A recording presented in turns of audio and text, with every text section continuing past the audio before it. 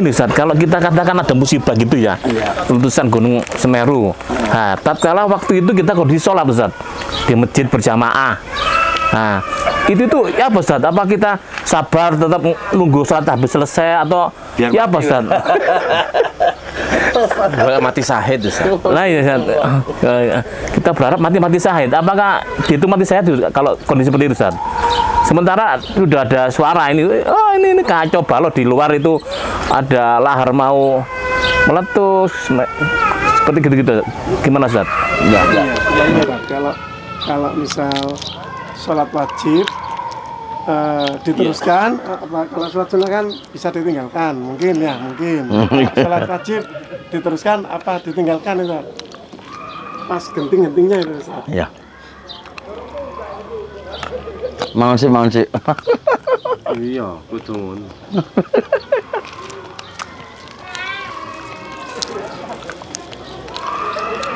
Kadang itu masalah sepele yang kita nggak tahu ilmunya Ustaz. Iya. Kalau waktu benar-benar menghadapi seperti itu ya bingung apa ini, apa terus sholat sampai selesai atau kalau langsung kita putus saat itu juga terus menyelamatkan diri.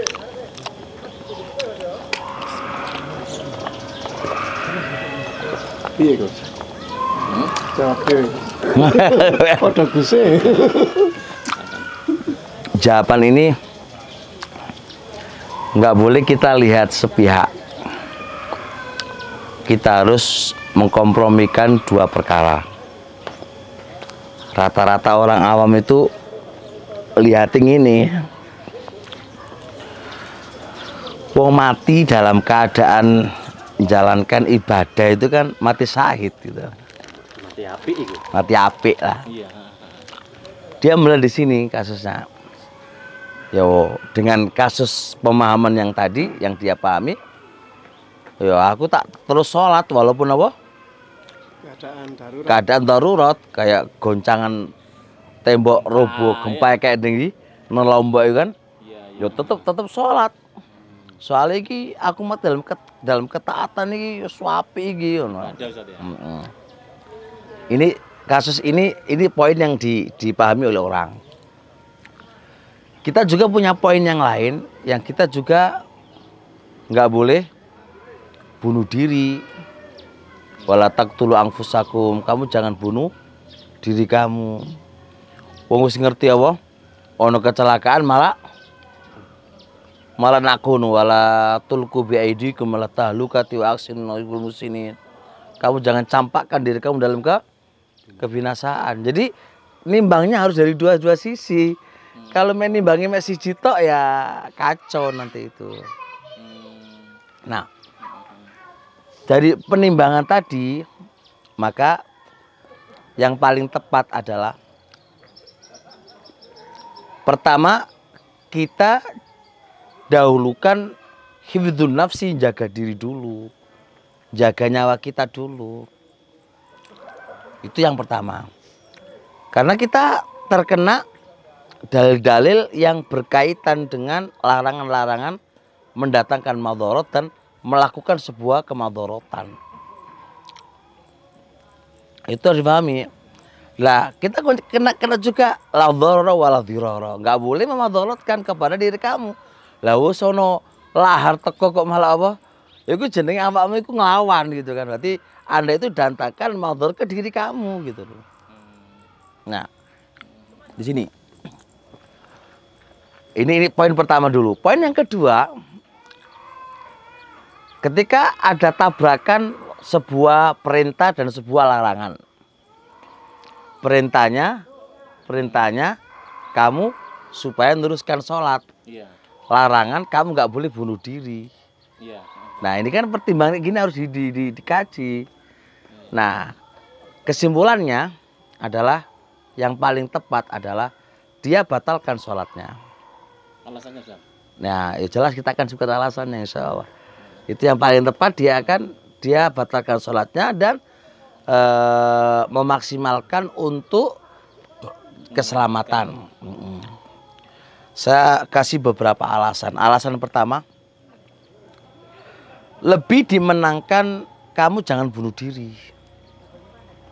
Walaupun itu apa namanya? bahaya itu walaupun kamu dalam posisi sholat. Karena apa? Karena posisi sholat itu kaidahnya boleh dibatalkan ketika ada darurat. Bisa pahami? Dia nggak boleh kalau nggak ada sebab. Dia nggak boleh dibatalkan kalau nggak ada sebab. Ini ada sebab yang berkaitan dengan nyawanya dia. Walaupun itu sholat wajib. Walaupun sholat wajib.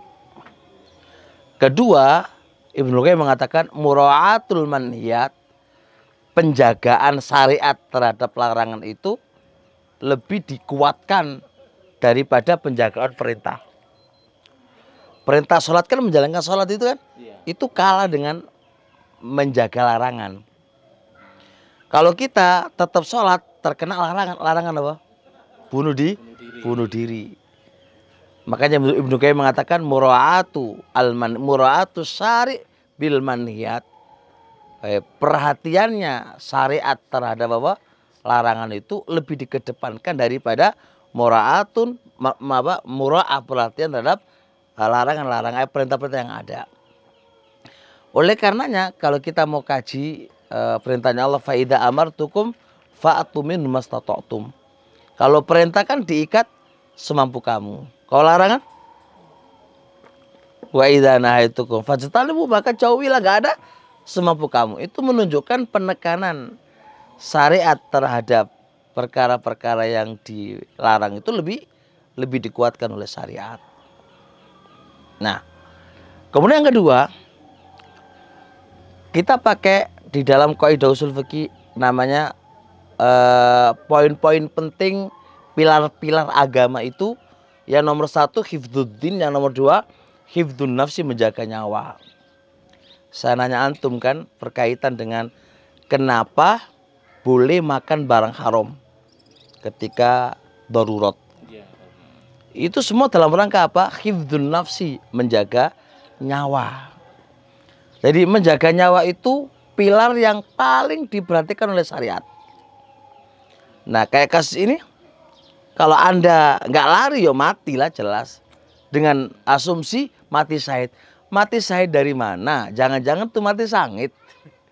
Karena Anda bunuh diri. Nggak jadi syahid, jadi sangit. Iya, nggak jadi syahid, jadi sangit. Gimana? Anda harus lari. Semaksimal Anda maksud lari. Dalam rangka menjaga nyawa. Nah, kalaulah andai kata takdir Allah sudah upaya lalu mati, ya wis. Itu sudah takdir yang Allah telah berikan kepadanya. Jadi caranya jangan kayak asumsinya orang-orang yang tidak belajar. Wis mati wae ora apa-apa. Enggak takut mati ya? Iya enggak lah, tetap ada jaga nyawa ini poin penting yang harus diperhatikan. Dan itu Takdir kok. ya segala-galanya untuk jaga nyawa itu.